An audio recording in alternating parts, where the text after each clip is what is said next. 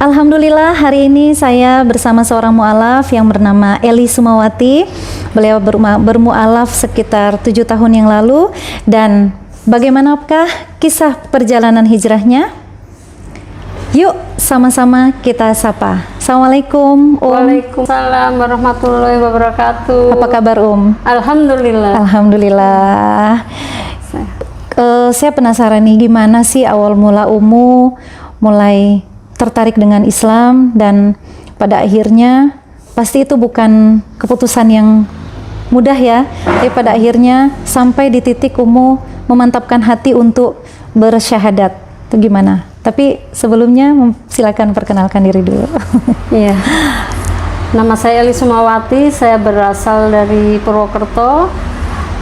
Saya anak kedua dari 6 bersaudara. Memang saya berasal dari keluarga yang latar belakang Islam. Tapi jujur, dalam keislaman itu kami tidak mengenal Islam dan tidak tahu Islam itu apa. Dan saya sekolah dulu di SD Negeri 6 Purwokerto Wetan. Lalu saya sekolah SMP dan SMA di sekolah Katolik itu juga atas permintaan orang tua. Terus nah sejak saat itu saya kegiatan-kegiatan itu mulai dengan agama Nasrani.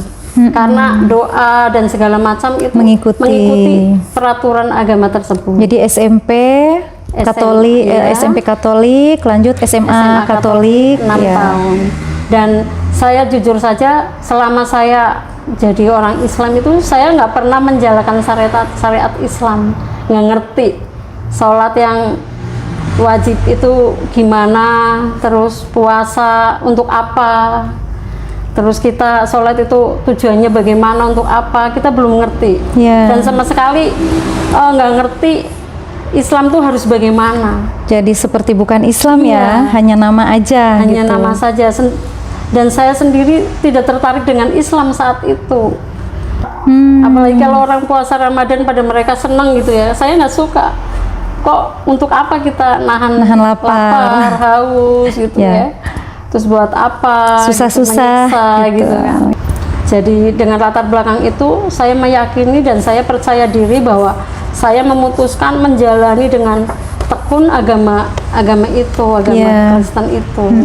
Dan saya mulai sedikit-sedikit ke gereja, ngikutin. Kebetulan juga saya ketemu jodoh juga orang Kristen. Terus kita nikah ke gereja, ya nikah gereja juga gitu. Akhirnya saya betul-betul memutuskan seorang Nasrani pada saat itu, karena betul-betul di dalam hati saya, jiwa saya nggak menyukai, saya nggak suka, dan saya jauh tidak mengenal tentang Islam, apalagi Allah. Walaupun latar belakang orang tua Islam, itu seperti itu. Jadi saya memutuskan sendiri untuk beragama Kristen, dan pada saat itu memang keluarga nggak ada masalah. Mendukung. Iya, mendukung, dan pokoknya nggak ada masalah, biasa aja. Karena mereka pikir ya memang agama semua sama, seperti itu. Iya. Nah, sejak saat itu saya mendalami agama Katolik. Saya sukanya pakai pakaian yang mengumbar aurat, jujur saja. Saya suka yang seksi, yang modi, berpenampilan yang pokoknya jauh sekali dari Islam. Dan pada saat itu saya menjalankannya nggak ada beban, betul-betul menikmati gitu. Jadi nggak ada rasa bersalah bahwa saya memilih agama Katolik itu atas dasar kemauan sendiri. Nggak ada rasa bersalah seperti itu. Dan saya jalani. Kebetulan saya menikah dengan orang Katolik juga, dan saya hijrah ke Ambon, ke Maluku Tenggara. Saya di sana menjalani kurang lebih 20 tahun. 20 tahun, dan saya aktif di gereja. Lumayan lama ya? Lumayan lama. Saya 20 tahun itu saya betul-betul sudah nggak memikirkan Islam yang gimana, pokoknya udah nggak ngerti, murni, udah Katolik. Dan saya berusaha mendalami, walaupun ada kata orang sindiran ya, bahwa masuk Katolik itu murtad. masuk Katolik itu nanti masuk neraka seperti itu. Tapi saya punya keyakinan enggak, nanti Tuhan Yesus tolong saya. Ketika itu seperti itu. Keyakinan saat itu. Ketika saya masih beragama Katolik, bahwa Allah itu maha baik, Yesus itu maha baik. Nanti saya mungkin di agama Islam saya masuk neraka, tapi di agama Katolik saya masuk surga kok. Saya ditolong sama Yesus. Saya ditolong sama Allah Bapa di surga. Itu pada saat itu saya berpikiran seperti itu. 20 tahun itu saya Katolik betul-betul menikmati. Saya aktif di gereja dan ada kegiatan-kegiatan di gereja ketika misa itu seperti kita hari Minggu datang ke gereja itu mengadakan ibadah. Kalau di Katolik namanya misa gitu ya. Iya, itu hampir 2 minggu sekali itu saya maju ke mimbar untuk membaca kitab suci di situ. Saya sering baca doa umat juga. Saya akrab dengan para pastor, suster, biarawati. Kebetulan bapak mertua saya yang dulu kan ketua Dewan Gereja Maluku Tenggara di Ambon, di Tual Maluku Tenggara itu. Jadi rumah juga dekat dengan gereja. Jadi pada saat itu memang ya nggak ada beban sama sekali, pikirannya baik-baik aja gitu, nggak gelisah gitu, nggak, masih umuran masih berapa ya, 20, 25 gitu kan, masih 25 semangat ya. 25 menginjak sampai 30. Itu betul-betul itu sekali, semangat sekali menjalankan ibadah secara Katolik waktu itu. Berarti saat itu bahkan nggak terfikir sedikit pun untuk pindah ke Islam ya? Belum. Nggak ada sedikit pun bayangan. Nggak ada. Terus ada teman saya juga nanya sempat gini, loh kok Mbak Eli, itu kamu tahu kan orang Islam kalau kita di Katolik, di Kristen ini kan Yesus itu nggak didoakan, udah otomatis di surga dan menyelamatkan kita nanti. Nah, kenapa Nabi Muhammad itu didoakan, harus didoakan, berselawat, berselawat. Apa nggak ada jaminan dia ke surga gitu kan? Nah, pada saat itu karena saya nggak tahu. Obrolan sesama ini seperti itu ya. Itu seperti itu saya. Jadi betul-betul ya, itu masing-masing punya keyakinan. Pada saat itu saya mendalami betul-betul Katolik dan tidak terpikir terlintas sedikit pun untuk pindah ke Islam, nggak ada. Apalagi dengan rumah tangga dan anak, dikarunia 2 orang anak yang sehat, laki-laki dan perempuan lengkap ya. Jadi dengan pemikir saya pindah agama nanti berantakan, saya harus kehilangan anak-anak dan lain sebagainya. Jadi saya nggak mikir tentang ke arah sana. Yang saya jalankan itulah keyakinan saya pada saat itu. Saya jadi penasaran nih Om, sebegitu yakinnya, sebegitu enjoynya menjalankan agama yang sebelum Islam, gimana ceritanya sampai mulai tertarik dengan Islam? Pada saat itu saya bercermin, ada uban 1 di rambut saya. Terus saya bicara sendiri, wah udah tua nih saya gitu. Terus kok kayaknya saya menjalanin hidup kok begini-begini aja ya gitu. Apa sih yang kita cari gitu kan? Nah, mulai pergumulan batin, tapi saya belum mengerti Islam, belum ada kepikiran, terfikir pun belum, cuma mulai ada rasa ketakutan menuju kematian. Bahwa dengan tumbuhnya uban itu saya berarti udah mau tua nih. Betul, gitu. bentar lagi tua nih gitu. Insya Allah. Terus saya di situ mulai berpikir tentang kematian. Saya berpikir tentang kematian itu saya sering bergumul di dalam hati saya sendiri ketika saya duduk, ketika saya sibuk, melamun gitu. Saya sering bicara sendiri, bicara sendiri dalam arti itu saya tuh hidup saya udah bermanfaat belum ya? Saya tuh mau ngapain ya? Kok gini-gini terus ya gitu? Karena jujur saja pada saat itu hidup saya betul-betul bebas gitu. Bebas bahkan saya tidak ngerti halal haram, saya tidak ngerti, tidak tahu apa, pokoknya begitu bebas gitu. Terus saya tumbuh uban itu, saya berpikir tentang kematian dan saya sering sekali terlintas tentang kematian, apalagi kalau ada berita orang meninggal. Itu saya sering kayak ketakutan, gelisah. Di situ gelisah, saya kayak ya Allah. Tapi pada saat itu saya belum menyebut nama Allah, tapi ya Tuhan, saya kelak meninggal dengan kondisi yang bagaimana, seperti apa gitu. Itu sering sekali saya berpikir tentang kematian. Dan ketika itu tahun 99, saya dikejutkan dengan berita bahwa bapak saya meninggal dunia. Yang mana memang saya udah mulai gelisah tentang kematian gitu kan.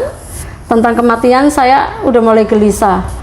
Terus saya mendengar berita bahwa bapak saya meninggal. Dan saya terngiang guru SD negeri saat itu mengatakan tentang bahwa doa yang beda agama itu tidak akan sampai gitu. Saya pendam berpuluh tahun lamanya di dalam hati saya. Saya sering menangis, saya sering ya Allah, pada saat itu saya sering menangis, saya sering bingung, saya mendoakan cara apa gitu. Bagaimana caranya ya? Sementara saya mendoakan secara Katolik, menurut Katolik nggak ada masalah. Tapi secara Islam, menjadi masalah karena tidak sampai. Betul. Itu yang menjadi pergumulan batin saya yang pertama ketika berita meninggalnya almarhum bapak saya, hati saya itu mulai guncang. Nah, pernah saya dengar juga sempat benci dengar azan ya. Iya. Pada akhirnya ketika dengar azan nangis. Itu Iya. pernah. Saya pernah menganggap itu bahwa azan itu mengganggu apa ya? Tidak semua orang kan memeluk agama Islam gitu ya. Tidak semua orang menyukai Islam gitu. Jadi kalau dengar azan, dengar suara orang ngaji, orang ceramah, nggak nyaman. Iya, nggak nyaman, rasanya kayak seperti apa ya, rasanya pokoknya nggak suka aja gitu ya. Terus nggak suka apa lihat orang yang berkerudung gitu. Walaupun pernah saya mencoba loh, saya pernah mencoba ketika mau memutuskan bahwa saya betul-betul memutuskan Katolik, itu saya pernah mencoba berkerudung juga. Tapi hanya nggak bisa lama. Iya, percobaan itu nggak lama. Terus saya memutuskan untuk menjadi Katolik itu. Nah seperti itu. Jadi pada saat itu dengan peristiwa kematian almarhum bapak saya, terus saya jadi kembali memikirkan Islam. Terus karena apa? Karena saya ingin mendoakan almarhum bapak saya gitu. Saya ingin sekali. Ditambah lagi, tak lama kemudian kakak saya meninggal. Nah dari situ saya mulai memikirkan Islam. Mulai memikirkan Islam, mulai bagaimana caranya mengingat kembali bahwa orang Islam tuh harus sholat, harus ngaji. Nah di situ baru saya nangis dengar suara azan. Saya mulai nangis,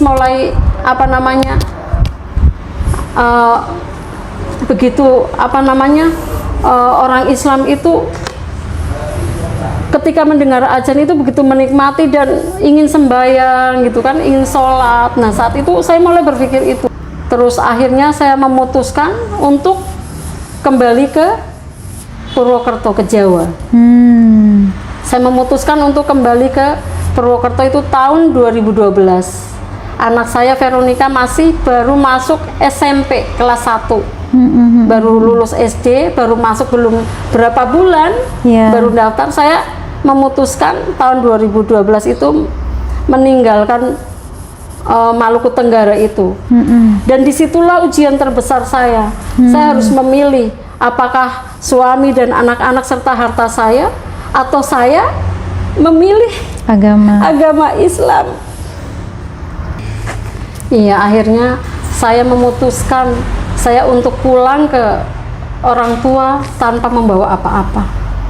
Karena di dalam hati saya sudah yakin bahwa saya sudah mulai tertarik dan jatuh cinta kepada agama Islam, yang mana saya ingin mendalaminya dan ingin cari jalan bagaimana saya bisa untuk mendapatkan hidayah atau apalah itu yang membuat saya itu kembali ke Islam, istilahnya seperti itu. Dan saya mulai terngiang-ngiang, pernah saya mendengar suara takbir pas hari raya, saya menangis karena untuk ke situ tuh saya belum bisa. Padahal saya sudah pulang ke Purwokerto, sudah ke orang tua, tapi saya nggak bisa untuk syahadat gitu kan. Akhirnya saya memutuskan hijrah ke Bekasi. 3 bulan saya tinggal sama kakak ipar saya dan saya memutuskan hidup sendiri dengan anak-anak. Saya ngontrak di Bekasi di sebuah tempat yang sederhana sekali. Saya sengaja membawa anak-anak ke situ. Di situ tahun 2013. Nah, 2012-nya saya masih ke gereja nih, tapi 2013-nya udah saya sama sekali nggak pernah ke gereja lagi. Hanya anak-anak saya. Anak-anak saya itu suka ngajak, Bunda kita ke gereja. Ya, anak-anak, kalian ke gereja aja, Bunda di rumah aja gitu.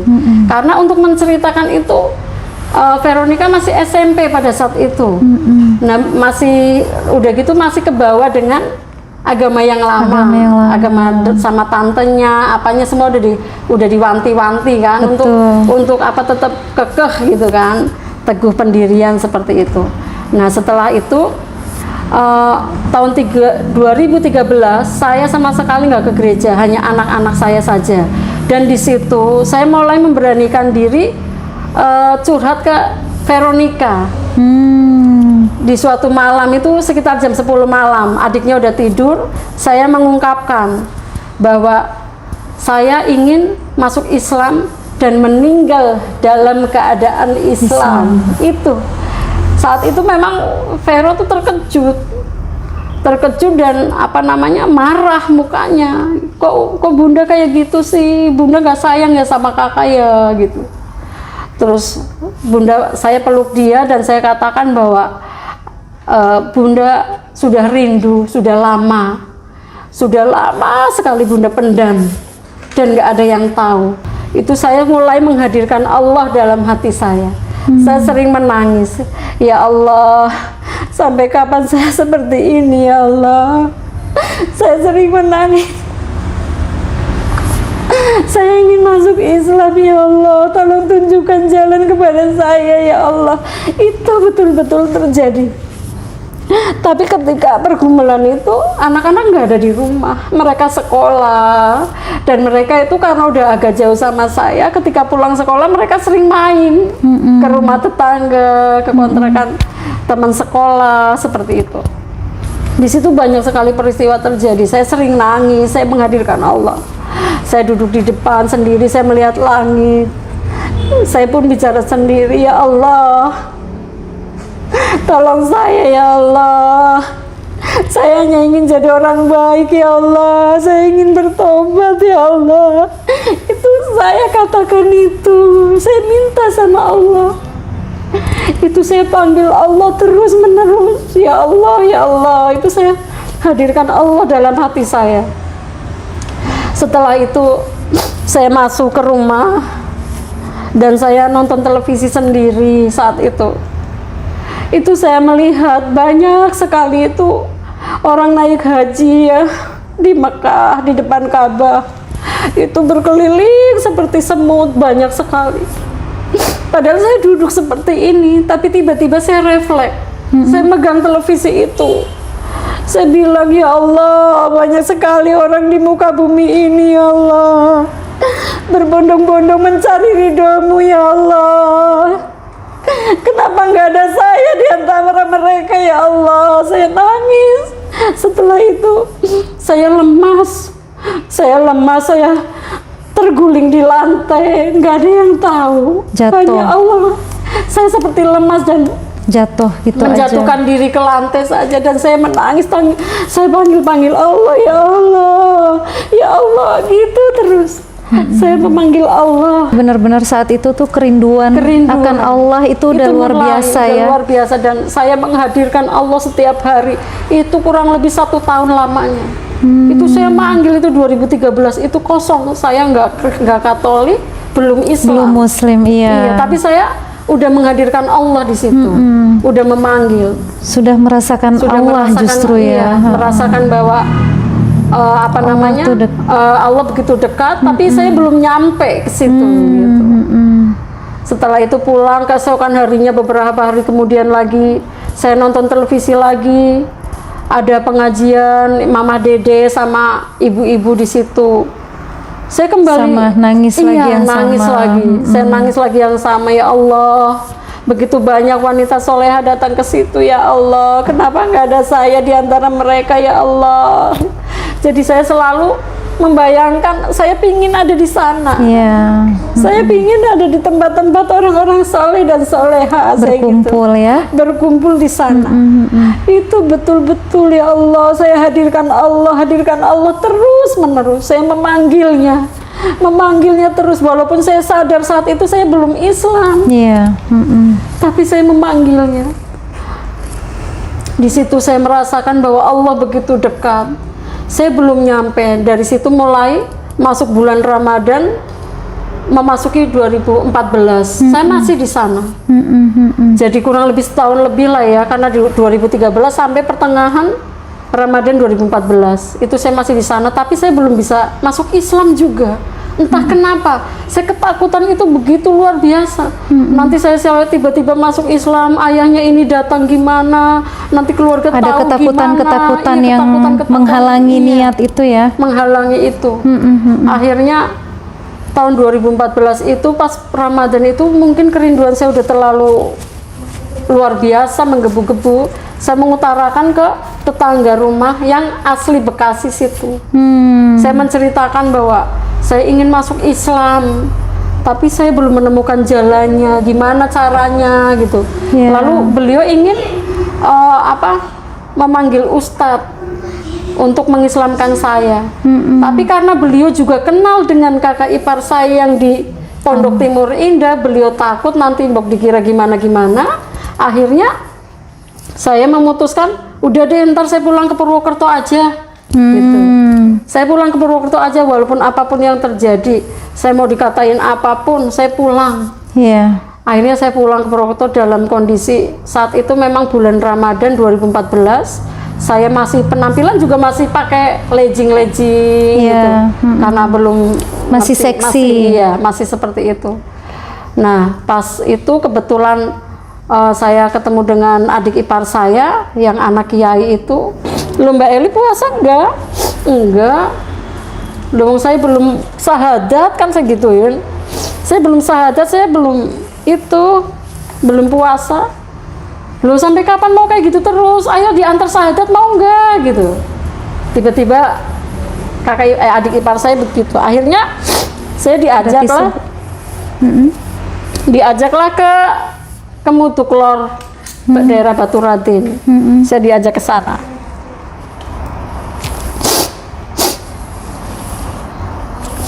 Diajak ke sana. Setelah itu beliau bilang, ini kebetulan ada Habib Syekh Al-Atos dari Candinata Purbalingga sedang memimpin taraweh di musola kompleks itu. Jadi beliau langsung menghubungi Habib dan saya disuruh menunggu sampai habis sholat taraweh selesai. Iya. Dari situ terus langsung Habib datang. Saya pun masih penampilan yang nggak sopan lah, kalau menurut saya saat ini saya menganggap itu nggak sopan. Masih terbuka aurat. Iya, masih terbuka, masih pakai penampilan yang lama gitu kan. Akhirnya saya baca syahadat di situ dan saya dituntun oleh adik ipar saya, disaksikan oleh adik dan Habib. Saya membaca istighfar 3 kali. Astaghfirullahaladzim wa atubu ilaihi, astaghfirullahaladzim wa atubu ilaihi, astaghfirullahaladzim wa atubu ilaihi, ashadu an la ilaha illallah wa ashadu anna muhammadur rasulullah. Saat itu saya membaca itu dan tiba-tiba yang awalnya tuh saya nggak bisa menatap Habib itu, saya kayak ada beban yang sangat besar itu di pundak saya terasa berat, badan saya, langkah saya terasa berat. Tapi setelah saya baca syahadat itu seperti ada yang keluar dari pundak saya, plong gitu, langsung lepas. Ya, itu langsung terasa lepas yang luar biasa. Mungkin karena bertahun-tahun lamanya saya pendam. Bertahun lamanya saya pendam, akhirnya kayak plong, ringan sekali rasanya. Terus saya tuh kayak tertunduk malu dengan penampilan saya saat itu. Padahal awalnya saya nggak ngerasain apa-apa. Biasa aja, terbuka aurat, biasa aja. Tapi pada saat itu saya mulai merasa kayak malu, kayak salah tingkah. Dan saya menengok ke kanan, ke kiri. Masya Allah, itu yang saya rasakan begitu ringan. Terus saya menatap ke atas. Saya seperti tidak percaya bahwa saya sudah membaca Sudah muslim. sudah muslim saat itu. Saya tidak percaya. Dan pas Habib bilang, saat ini, malam ini, Ibu Eli sudah beragama Islam, udah resmi menjadi orang muslim. Nanti malam mandi besar, besok mulai puasa dan sholat 5 waktu. Itu saya jam 3 pagi saya disuruh dimasakin air, mandi besar. Terus saya dikasih pakaian muslim sama adik ipar saya. Muslimah, ya. Iya, sama mukenah, sajadah, saya disuruh sholat. Nah, saat itu saya sudah muslim dan saya sangat bersyukur. Pada saat itu nggak ada kata-kata yang bisa saya ungkapkan. Saya hanya ya Allah itu ya, kayak nggak percaya. Pada saat itu Veronica nggak menyaksikan, karena pada saat saya mau syahadat itu saya nggak mengajak anak-anak dan tidak memberitahukan anak-anak. Iya, anak-anak ada di rumah ibu saya. Karena posisi anak-anak masih tidak suka ya. Iya, masih tidak suka dan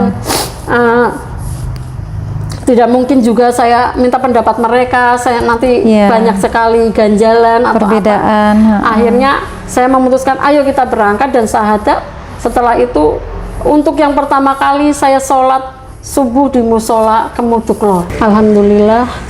Pada saat itu saya plong sekali rasanya. Setelah syahadat yang pada bulan Ramadan itu betul-betul mengantar saya kehidupan yang betul-betul tenang dan damai.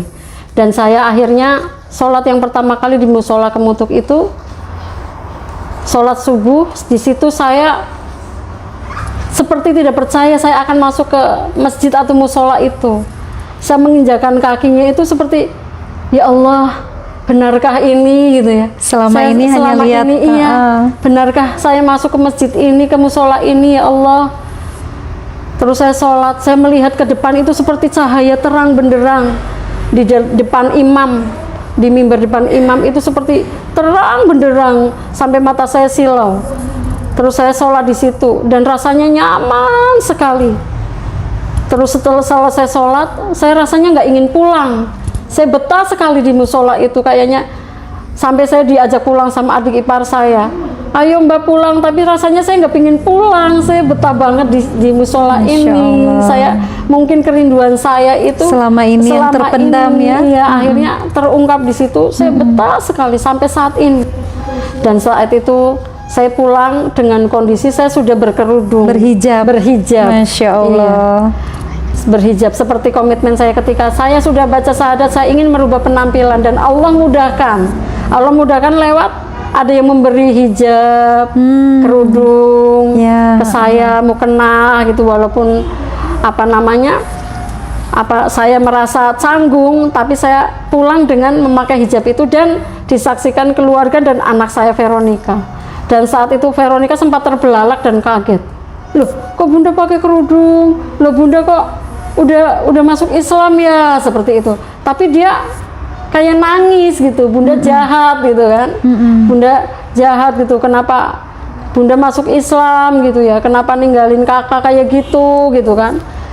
Terus saya cuma hanya bisa memeluk saja dan bilang, walaupun kita beda agama, tapi kasih sayang Bunda terhadap kalian tidak pernah berubah, bahkan mungkin akan bertambah lagi. Iya, betul. Saya katakan seperti itu. Tapi dia masih belum bisa menerima saat itu.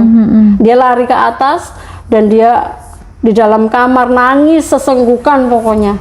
Lihat saya udah pakai kerudung, udah berhijab itu. Dan peristiwa itu juga mengagetkan keluarga saya juga, karena mereka sebagai seorang Islam kan boro-boro pakai kerudung gitu ya, nggak pernah ini. Nah seperti itu. Jadi banyak sekali yang di situ dikagetkan, termasuk tetangga, keluarga. Mungkin mereka pikir itu saya panas-panas kayak ayam gitu. Jadi paling cuma sebentar gitu. Ada yang sempat terdengar di telinga saya seperti itu. Paling cuma saat itu saja seperti itu. Akhirnya saya buktikan bahwa saya berusaha istiqomah. Setelah saya membaca 2 kalimat syahadat itu, kerinduan saya, kebahagiaan saya betul-betul nyata. Saya bisa mendoakan orang tua saya bisa datang ke masjid, ada di antara mereka, di majelis-majelis taklim, di antara orang-orang soleh dan soleha, dan Allah mudahkan saya bertemu dengan orang-orang yang baik. Setiap saya melangkah kemanapun, ketemu sama orang yang suka ngaji, yang senang ngaji, Allah. yang mengajak saya ke kebaikan, menuju kebaikan. Jadi di situ saya menyatakan bahwa kasih Allah sangat luar biasa, pertolongan Allah sangat dekat. Dekat sekali, ternyata Allah tuh sangat dekat sama kita semua. Itu seperti itu. Jadi setelah sudah menjalani kehidupan sebagai muslim, apa yang paling dirasakan perbedaannya secara hati dan kehidupan sehari-hari? Waktu sebelum saya masuk Islam seperti itu, kondisi saya rapuh sekali. Kondisi yang rapuh, yang apa namanya, betul-betul tidak mengenal apa ya, halal dan haram, tidak mengenal ini baik ini buruk, pokoknya saya lakukan saja bebas. Itu istilahnya suka-suka gue gitu istilahnya. Itu betul-betul terjadi. Dan setelah saya masuk Islam, alhamdulillah saya lebih tenang, lebih dewasa, damai, dan saya lebih menyikapi segala sesuatu dengan bijak, dengan ngomong lebih hati-hati. Kalaupun saya keceplosan ngomong mungkin salah, cepet-cepet istighfar, cepet-cepet astagfirullahaladzim, terus minta maaf ke yang bersangkutan. Karena untuk menjadi baik kita butuh proses. Betul. Tidak mungkin langsung jadi baik. Pasti yang lama-lama masih ngikutin. Kan seperti itu. Kebiasaan kebiasaan yang lama. Nah, itu mulai saya belajar dari situ, dan itu betul-betul saya praktekkan di kehidupan sehari-hari. Sampai tuh rasa nyesel ya, kenapa nggak dari dulu gitu ya? Kenapa nggak dari dulu seperti ini gitu? Kenapa baru sekarang seperti itu?